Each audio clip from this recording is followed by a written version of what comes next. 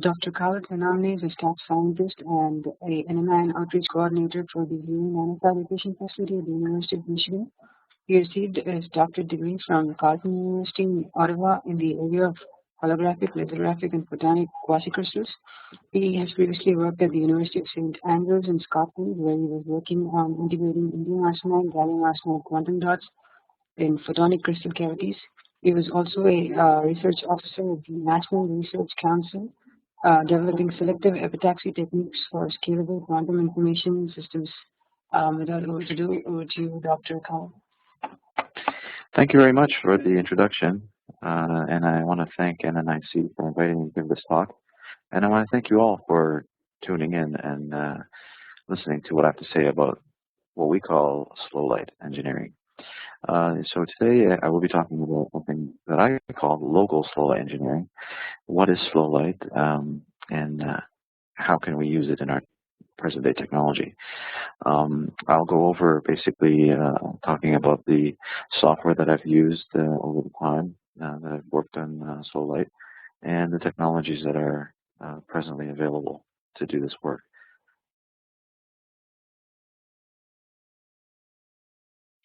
So the content of the presentation will include a proper definition of what is slow light, from material definition and structural definition.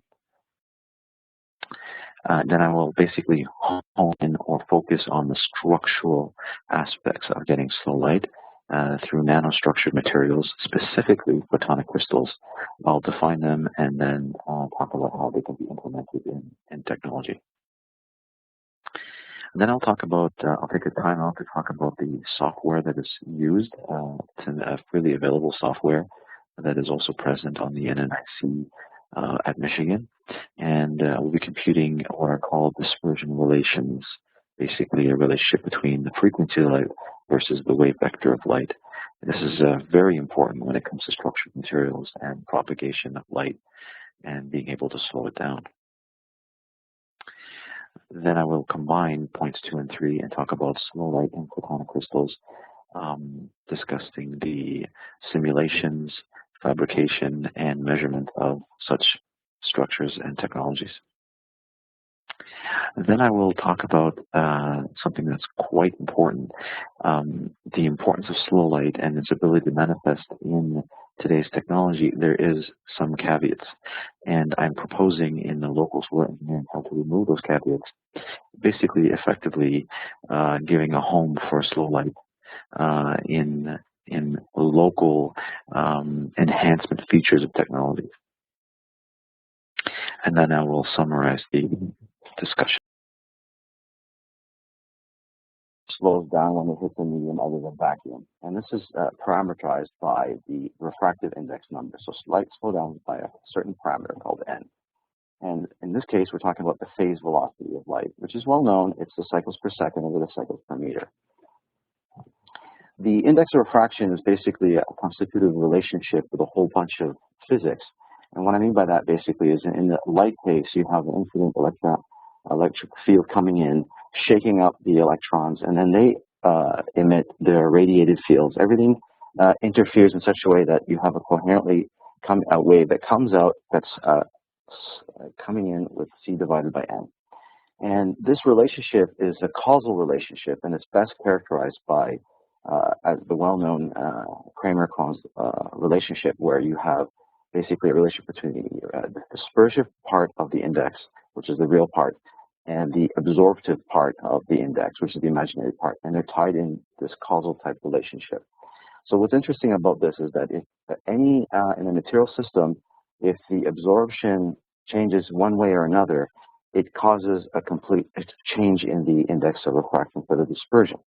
So this is a very important thing to remember here, because a lot of very unusual phenomena occurs by manipulating the absorption aspects of materials and or playing with the coherent interference using structured materials. So just a quick background, very well known fact that, with the advent of quantum mechanics, interactions and information are represented by wave packets. So basically a local constructive interference represents your particle, represents your piece of information, and destructive interference everywhere else represents that where it is not. So when you have this interference in this wave packet, a very good characterization of this packet is called the group velocity. And how it's basically known using trigonomic identities. You basically have two waves interfering. You have a carrier wave traveling at the phase velocity, and then you have an envelope wave propagating at what we call the group velocity. In this case, it's delta omega over delta k. When you take the limit, it's basically a differential of the omega with respect to k. Now, this parameter is extremely important, and it's extremely important in two types of media. The d omega is key in material systems. When you actually define the refractive index, it's defined by material resonances, and that is the natural occurring resonances of the atoms that vibrate, that interact with the field, and they emit, so on and so forth. When you're dealing with slow light in material systems, this is a very important parameter. And when you deal with slow light in structured systems, basically systems that are, you have a lattice, and the coherent interference off this lattice gives you your wave packet, the effective index is very important because it's what's important when it comes to the phase of the propagation within a structured material. And we'll get on in this talk about exactly what that means. So when you have the group velocity similar to the phase velocity, you have the speed of light reduced by a group index, and it's defined as such.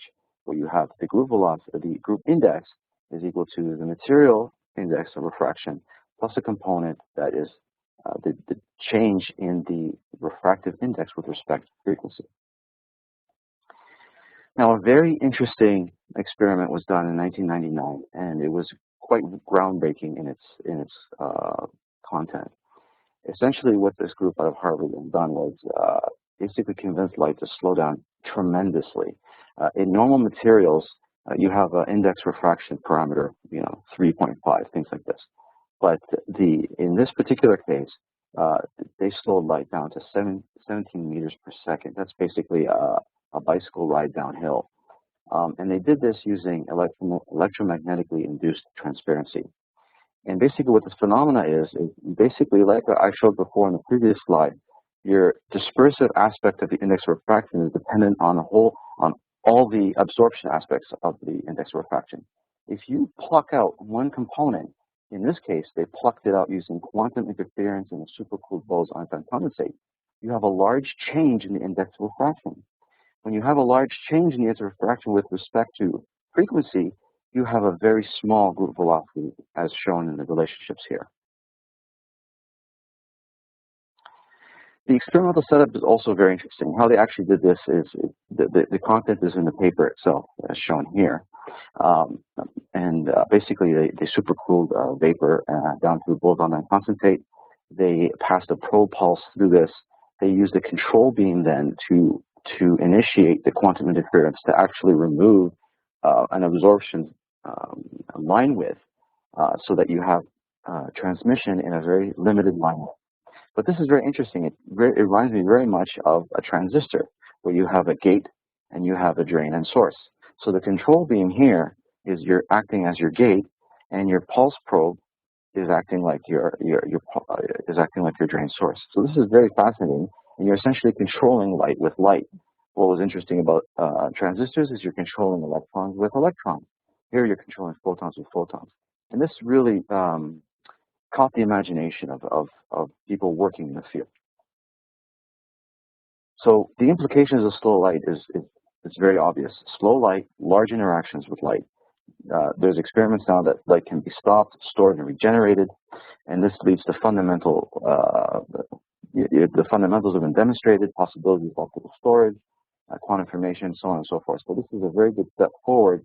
The only thing is in material systems, scalability to tabletop type computers, optical computers, so on, it's not really there. Essentially, you're in this particular situation, you're cooling down to basically the coldest temperature in the universe, and matter's in a confused identity crisis where everything just becomes one quantum state. So it's not really practical to have that on your tabletop.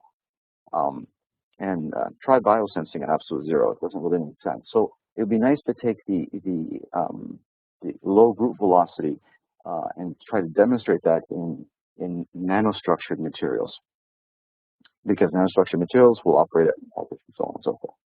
So how do we do slow light in structured materials? Basically, you're creating a dispersion curve, and you're working within a certain range of that dispersion curve. Dispersion curves are quite obvious, very well known. I reference here Cattell and Ashcroft and Merman. The solid state theory and photonic and nanostructures, whether it's for light or for electrons, we're talking about waves. Later on, we basically determine the Fermi statistics or the Bose-Einstein statistics of the particles you're dealing with. But in this particular case, if you have a uniform material, you have a relationship between the cycles per second with the cycles per meter. So the omega versus k, and it's a linear relationship. Now, when you start adding boundary conditions, these boundary conditions set up situations where you've got areas where you've got coherent interference. So in a situation where everything's still uniform, but you set up these imaginary boundary conditions, the dispersion curve starts to be able to, you can fold it back in. It becomes a periodic, as it follows the periodic structure of the material, you have an inverse reciprocal lattice type situation in the frequency space.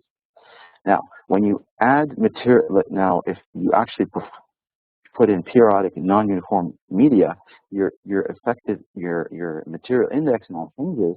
What ends up happening is you start to create conditions where the waves are going to start to interfere, and you get constructive interference, and you get standing waves near what we call the band edge. The band edge here represented pi over a. So what ends up happening is you end up getting standing waves. And this region we call near the band edge the group velocity here, because it's omega it's omega versus k. The slope of these curves, d omega dk, goes to 0. So your group velocity here in this region goes to 0. So this is then an area we want to work in, because we show that if you have a very low group velocity, then you can have very large interactions with the media. So in this particular case, I want to focus on photonic crystals, and within that particular case, photonic crystal waveguides, because basically this is backwards compatible to normally integrated optics that's already conventionally out there, with optical waveguides, so on and so forth. And an excellent source to sort of brush up and read about photonic crystals is this book where I reference Photonic Crystals Moving the Flow of Light. And essentially what we have here is a dispersion curve for a waveguide in a photonic crystal. And what's interesting here is that you have a three-dimensional structure. So you've got light that's confined to the slab, and then you have to be careful because there's some light that escapes out of the slab. So you see the word light cone there. The purple shaded region above it is unconfined slab, modes that are not confined to the slab. The modes below the light line are confined modes to the slab, but there are certain, because of symmetry, they look different. The shaded red regions is the actual, they're modes that are confined to the slab, but not confined to the defect that we have there, the waveguide. The modes that are confined to the defect are the red lines in the lightly shaded, like this area here, the lightly shaded area here. And you have index guided structures. But what you see here, these red lines, the dashed and solid lines, are band gap guided modes. That is, they're guided truly by a photonic band gap phenomena. The green line here, the dotted green line, is basically guided by internal total internal reflection. You've got higher index in one area and lower index in the other area. But the red lines, the dashed red lines and the solid red lines are truly guided by the photonic band gap effect. And that's basically constructive interference of the phenomena that you want guided, and destructive interference everywhere the holes are. So this is where we want to work in this from this particular point. Two excellent review papers about slow light and photonic crystals. I've referenced them here, Krauss and Bella. Excellent reviews, and they basically talk about the benefits of bringing photonic crystals and using the slow light that they can basically provide. And in one particular case, because the slow light is moving slower, you have an ability to create integrated nonlinearities. So this basically leads to transistor-like type action. Again, if you slow the light down, you can regenerate it, you have optical storage and switching. And if you're in a situation where you can start to control single photons, you control the single photons by the band gap structure, and you can then have quantum information processing, so on and so forth. So just to highlight some of the interactions that's interesting with photonic crystals, bring to you. This is work that I did in the past where we can selectively put a quantum dot wherever we want, and then we surround it with a photonic crystal cavity, and at the same time surrounded by the slow light region of a photonic crystal. So we have, in this particular case, a graph showing the emission of a single quantum dot strategically placed where we want. And basically, these are the physical pictures of the dot, and this is just a cartoon showing strategically placed dots in a waveguide. And then here, this shows an emission line of a quantum dot. Now, the cavity in the waveguide itself will have emissions, and in this particular case, we start off when it's freshly fabricated. They're out of resonance. But if we digitally tune the photonic crystal, i.e., basically it's a wet etch, ozone, wet etch, ozone. You start changing the parameters of the holes. You start to change the band structure, and you start to change the defect characteristics. We start to move the resonance in the cavity, or the resonance of the slow light, over to where the emission of the quantum dot is. And if you do this enough, you'll see very large interactions. And then when we mistune them, you see that the interactions go away. So this is key in terms of showing that basically you can create very large optical interactions, which can lead to things like single photon collection, emission, routing for quantum information systems, scalable quantum information systems. So I just talked about what we're going to be talking about in terms of using photonic crystals. Let's just take a computational interlude here and talk about the software that I'm going to be using. Now, this software is freely available on the internet. It's called the MIT MPP program, developed at MIT by Steve Johnson, and also the MIT MPP program here is fundamentally a frequency domain tool. They also have available freely software called NEAT, which is a finite difference time domain tool. So I've given the address here, and it's like I said, freely available. You can download it. We've downloaded this tool here at the NNIN cluster, which is available for users to use.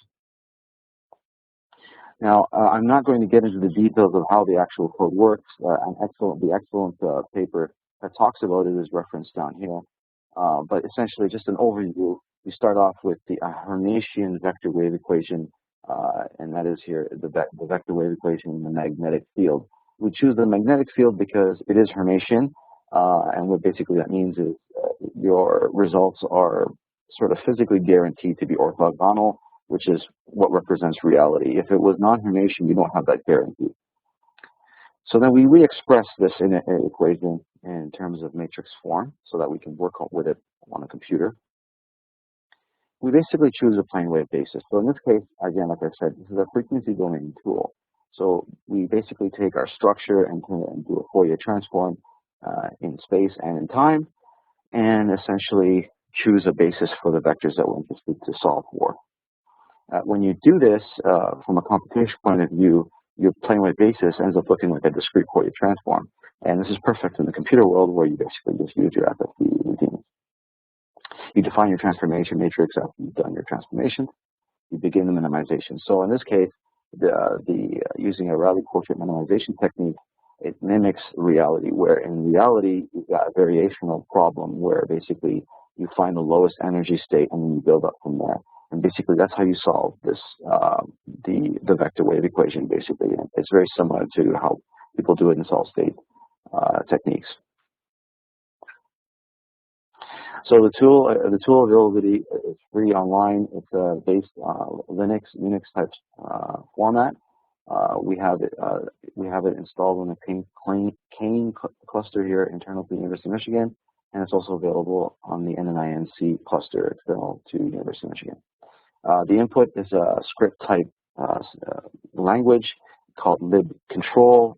Basically, it comes with the package that you download from the MIT MPP website. Essentially, the script, it defines your structure, your lattice, your computational domain, and the field that you are interested in finding. And then what pops out is basically something called an H5 structure file. It's a data file. It's quite cryptic, but when you download the code, you've got conversion files to convert it to image files that you're interested in using. what ends up happening is that the output itself comes out into a file that requires to be parsed. So when you parse it, you can basically show your data. So this is just an example here of what the script kind of looks like.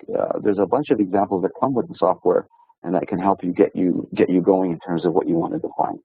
So, for example, you define the geometry lattice, basically the reciprocal lattice basis vectors that you're interested in, and then you define the K points that you're interested in finding, and then the different types of parameters, and you define your structure, your resolution, and then basically you solve either for. In this particular case, we're looking for a 2D. It's a 2D photonic crystal, so we can separate calculations based on symmetry for transverse electric and transverse magnetic. So you can run the code, and then you basically parse the output file and plot your dispersion curve. So now you have a dispersion curve showing you the modes that are available given your frequency and given your K in the Boolean zone. So let's take a more practical example. In this particular case, we're going to look at the photonic crystal waveguide. So you have a photonic crystal waveguide in mind, the lattice holes, the lattice size, and then you've got your defect that you're thinking of. One row of photonic crystal holes removed, it creates a waveguide defect for you.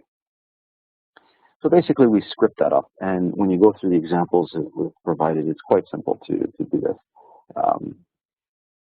And then what basically happens is it generates, because it's a plane wave solver, it requires a unit lattice. In this particular case, we are looking for defect modes down the modes in the defect, basically the guided modes of this defect. So you basically create a computational domain that you solve for using your plane wave basis. And then when you do that, you get a dispersion curve for your waveguide. And in this particular case, you have your slab modes that are not guided in the waveguide, and then you've got your different modes that are guided in your waveguide. And I highlight two very special ones. You've got the red one, which I call the symmetric mode, and basically this mode is symmetric to, let's say, an incoming fiber that couples to the waveguide. And then you have a blue mode here, which is an asymmetric. So basically what I mean by symmetric and asymmetric is basically that. The shape of the mode is symmetric for the red, and it's couples well to a fiber, and the asymmetric mode doesn't couple well to a fiber. So in plane, when you measure these structures in plane, you don't see the blue mode here, but you do see the red one. So what's great about the MPB program is that you can start to simulate structures before you fabricate them. There are key parameters in a photonic crystal lattice that need to be paid attention to, and that is, for example, the radius of the holes. And in this particular case, you can write a script and basically run it through using the MPB program at different steps at the edge of the band gap. And you can basically see, for example, in this particular case, the blue line here is the symmetric mode, the black line is the asymmetric mode, the other lines are the slab modes. You see as the radius gets bigger, you see that they're shifting up in frequency. So basically, before you go and fab your structure, you can basically see, okay, this is the target radius that I'm looking for. This basically saves money and time and materials. So again, this is the paradigm we want to push in terms of the nanotechnology world, is make sure you have access to simulation tools that help you give you an educated guess where to start when you start to do your fabrication. So this is key, and it was key in this work. I'll refer to this later on because it's important. Where I'm tuning the structure to get slow light, I need to play with the radius of some particular holes. And you'll see later on that I use this graph here that was generated by the computer, the computational simulation, to help me and guide me to where I can do some interesting physics in terms of slow light on a waveguide. So now we have our simulation. Let's see how well it compares to measurement. So essentially, we build an optical stage to basically characterize the fabricated structure. You have your fiber coming in. You have your lens that lenses the output part of the waveguide, goes to a camera so that you can see it. So an overview of this, basically the same picture, but looking from the top, and then closing in. Basically, you can see that there's the optical fiber, and it's butt coupled to the device under test, which is the photonic crystal, and it's really close to the lens. So in this particular case, we're very interested just to characterize a small region of where the interesting physics is going to be. In a larger circuit, of course, this is just a unit that would be used in the type of application that you require. So after some fiddling around and making sure that everything is lined up and everything is basically ready to go, you basically have your structure coming, your light coming in, and then over here you can see on the monitor the little dot there. That's the actual guided mode coming through the photonic crystal. And now we're ready to basically sweep the laser wavelengths and compare with what we have in simulation. So what we have here, this chart on the right, is the output transmission of the waveguide. What ends up happening is, because of the photonic crystal, it's going to have a region of guidance. What ends up happening is you enter this region of guidance around 1480, and then it starts to transmit. And then as you go, you fall into the cutoff region, and this basically looks like a bandpass filter. So we would like to compare this result, the measurement result, with the simulation that we calculated. So what do? Basically, we take the wavelengths that are measured, turn them into frequencies, and basically rotate this curve over to the computation. So basically, the green curve here is the black curve in the previous slide, which is the output of the physical output of the transmission. And basically, we converted the wavelengths to frequencies and then matched it up with what we see in simulation. And what's interesting here is it's lining up quite well. We see the transmission coming in below the light line, which makes sense because now we have guided modes in the slab. As we start to get to the normal light regime, i.e. that the group velocity here, some people call it fast light, but that's not right. It's just the normal speed of the light in the media. Fast light is another phenomenon that takes another webinar, let's say. But in this particular case, this is a normal light propagating through a waveguide. This is the type of light you see in a conventional waveguide.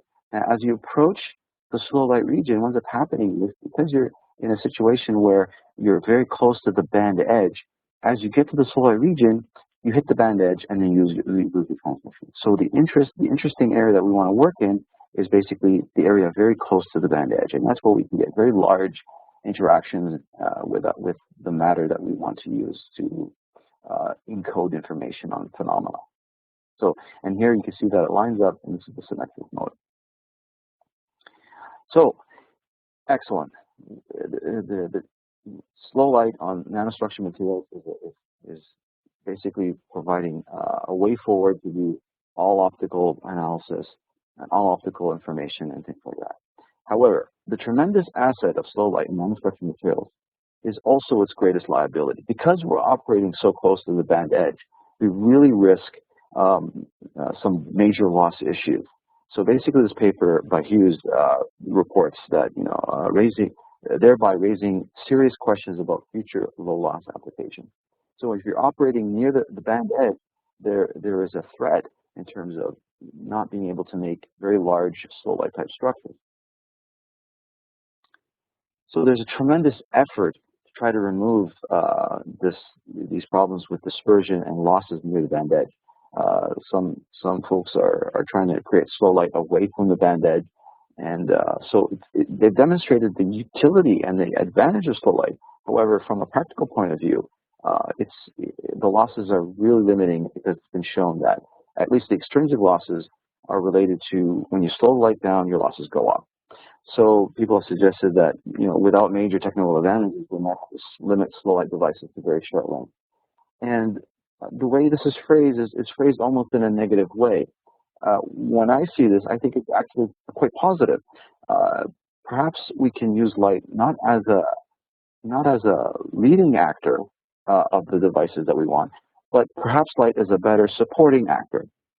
What do I mean by this? Use light locally, strategically, for enhancing a function rather than depending on the slow light itself. So basically, I will talk about now, the rest of the talk will be using light in a very strategic way to enhance an interferometry type structure on a photonic crystal. So without even talking about photonic crystals, without talking about slow light, let's just talk about a normal 4-port system It's a transmission port system that couples over through a cavity. This is basically very just simple in terms of coupled mode theory. You've got 4 ports, and you've got a coupling phenomena between the ports, between 2 of the ports. In this particular case, we're interested in making basically 2 mirrors, one at SB plus and one at SC plus, and this kind of makes it almost an interferometer type structure. You've got light coming in, and based on the interference away D2, the length D2, you basically have a stub type approach where you can start tuning your structure, and so you have maximum transmission through the structure. So using coupled mode theory, we basically work out the equations and get a relationship for the transmission through the system. So based on the formulation, you get a few conditions for the system. You've got your equation for the transmission through the system, which depend on your phase interference for the distance B2, and then you've got your quality factor for the system, which is made up of the vertical quality factor of the cavity and your in-plane coupling quality factor between the waveguide and the cavity, and then the reflectivity, the transmission, and the emission from the cavity all equal 1. So details about this particular formulation can be found in my paper here. So let's now realize the system using photonic crystals and cavities. So basically, we have our system, what we want to do, and in this particular case, we basically use a situation where we have a waveguide coming in and terminated before it gets to the other side. We have another waveguide that starts up near the cavity and goes to the other side. So in this particular case, you have your input port coming in. It's terminated here, but because the coupled mode theory is worked out, you get destructive interference from the mirror here up into where the cavity is, and you have maximum transmission through the cavity, and then you have your output transmission. Now, when we do the calculation, we get a best case scenario for transmission. We want to improve that now, and we want to improve that using slow light. So how do we do that? Remember previously in my slides before, I was showing how if you start putting the size of the holes depends on, by changing the size of the holes, you can start controlling where your symmetric mode and your odd modes are placed in the dispersion curve. So in this particular case, what we want to do is in the region, I call these RIL holes, reduced radius inline holes. And the RIL holes are what's going to give us our slow light regime, and I'll describe it in the following way. Without the RIL hole, you have your typical slab, your symmetric mode coming in. Now your RIL hole region, your slow light region, is going to have its own symmetric mode. But what we've done is basically use the MPB program to give us an idea of what kind of hole sizes we need so that the cavity emission overlaps the slow light regime, the slow light area of the RIL holes. So by strategically finding where the size of the hole and what it gives us the same symmetric slow light edge that overlays with the resonance of the cavity, we can have basically maximum coupling between the slow light of the waveguide with the cavity.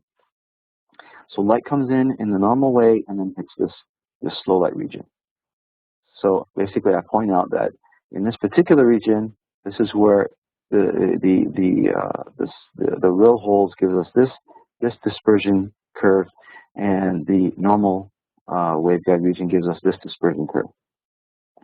And what's interesting here is these basically act like a cavity. So you have a waveguide coming in. This is like a semi-transparent mirror. This is a hard mirror.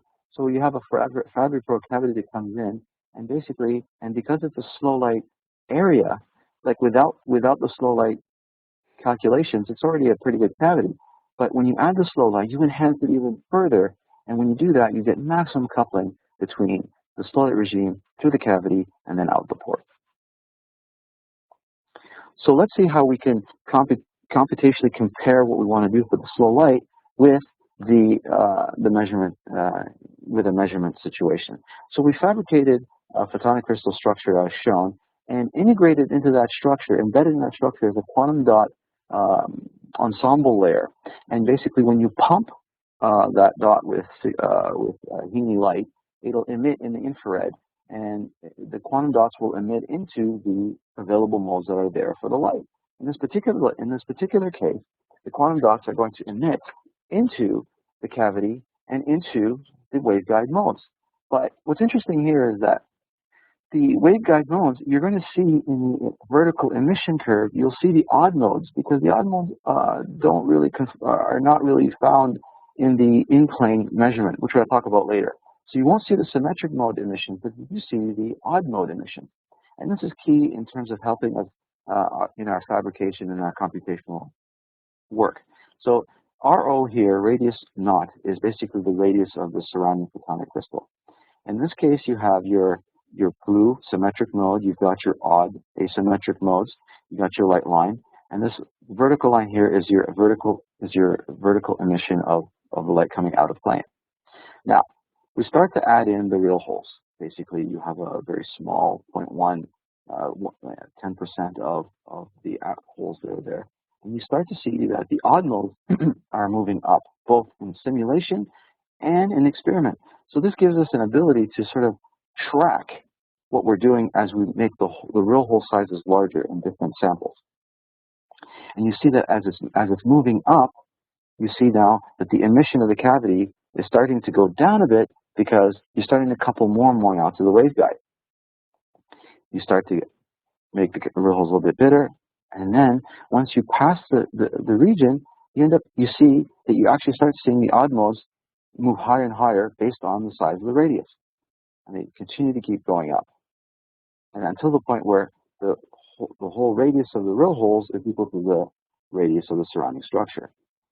When you hit it perfectly, you end up having basically a very low emission of the cavity, and that is because the emission of the cavity is going into the in-plane waveguides.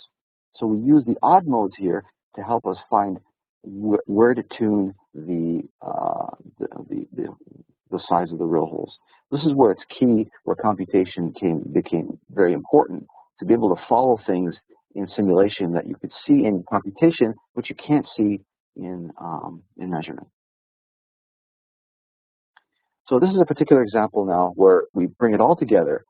We have the computation, we have the emission out of plane in the middle row, in the middle column here, and then in the last column is the out of plane condition. So basically these arrows, this big blue arrow that comes out is your cavity emission coming from the cavity.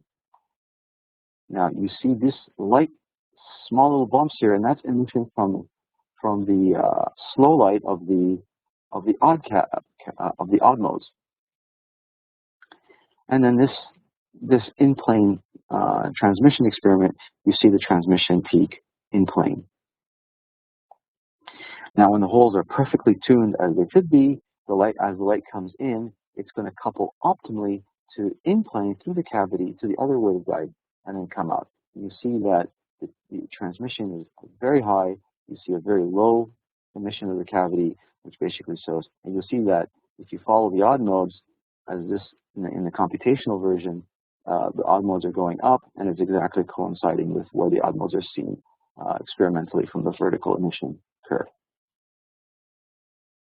And then when the holes are detuned or they're not the right size, and the symmetric mode basically is way above where the cavity is, you don't have a mode, you don't have an in-plane mode that can get you to the in-plane detector anymore. So you don't see any transmission coming out of the device, but you see all the emission coming out of the cavity. So this particular case,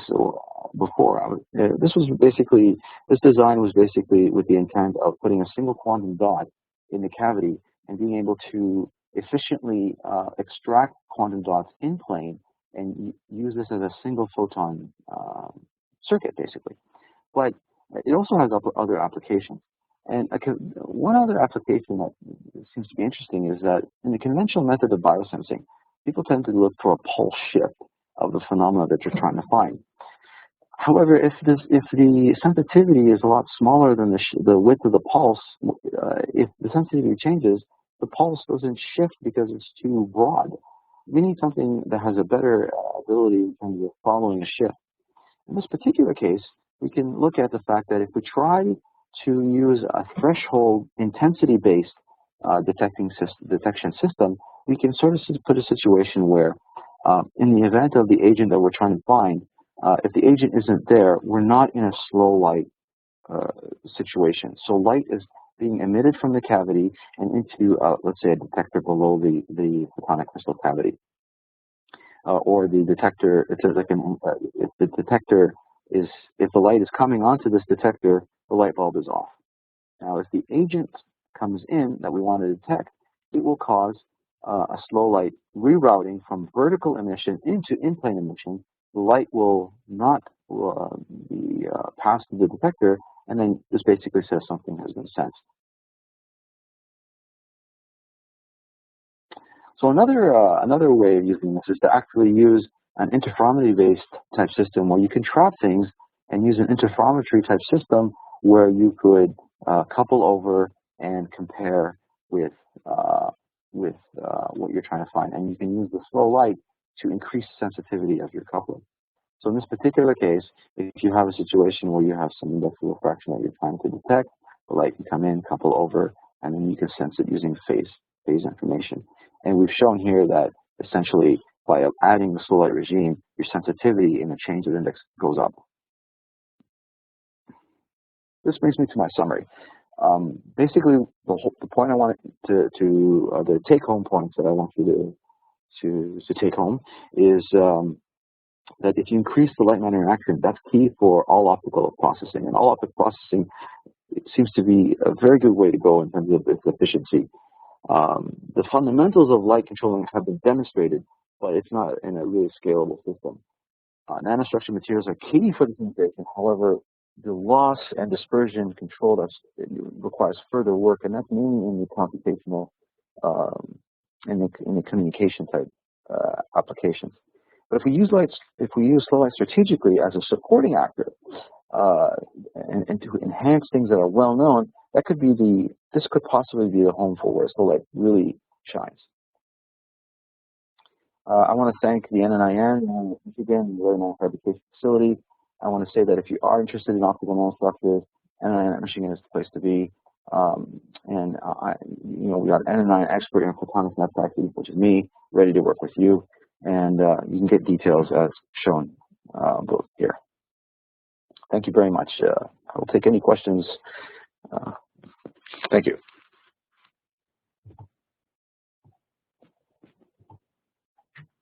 Thank you, Khaled, for the presentation.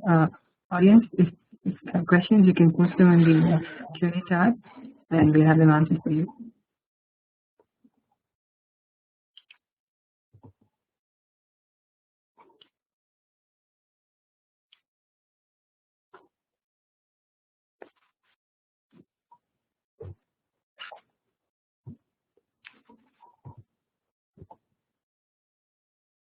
We have one question. How can slow light structures and effective index manipulation be used in sensor design for devices such as gas or biosensing? So how can you use slow light for, basically for biosensing? This, again, what's important here is that your index of refraction that causes your guidance in the photonic crystal, it's a differential index of refraction. So you can have this in a microfluidic system and essentially flow what you need to over the slow light region that you're trying to detect. One particular case is that you can use different frequencies to trap and different frequencies to interrogate that scheme. So there are many ways really to do this, and there's a lot in the literature. If you just basically look up slow light biosensing, it's starting to gain a lot of interest.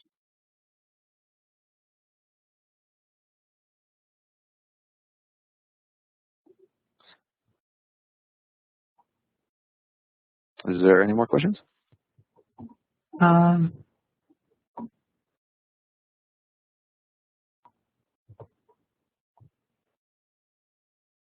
Yes. Can you give an example of how slow light could be used in chemical sensing applications? Yes. Again, basically, if I go back to my situation that I'm proposing here, again, this case is where if you have a situation where your slow light When I mean your slow light is on and your slow light is off, it's basically slow light is a way of efficiently transferring emission out of plane to emission in plane and vice versa. So if you have a situation where, in this particular case, you've got electroluminescently driven dots that give you the source, and the source emits into your detector. And basically you have your detection system. The slow light, you got light coming out of plane into your detector. But when the agent is there, we cause a difference of index of refraction, and this causes the slow light action to turn on, and therefore taking light coming out towards the detector and into the plane of the structure. So basically, it's an efficient way of basically steering light in and out of the plane, and you can use this action as a way of sensing your chemical agent.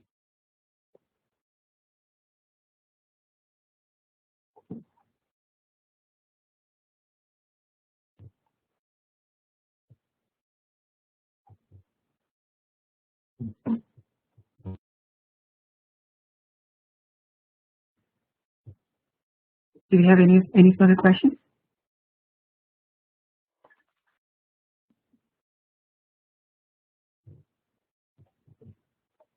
Okay. Thank you, Khaled, for the presentation, and audience, thank you for logging into this webinar. We will be hosting more webinars throughout the year on areas concerning computational nanotechnology, and we would be happy to have you attend these webinars. And you can get update on this by visiting our website, which is lns.umich.edu/NNIN at Michigan. Thank you once again. Have a nice day. Thank you.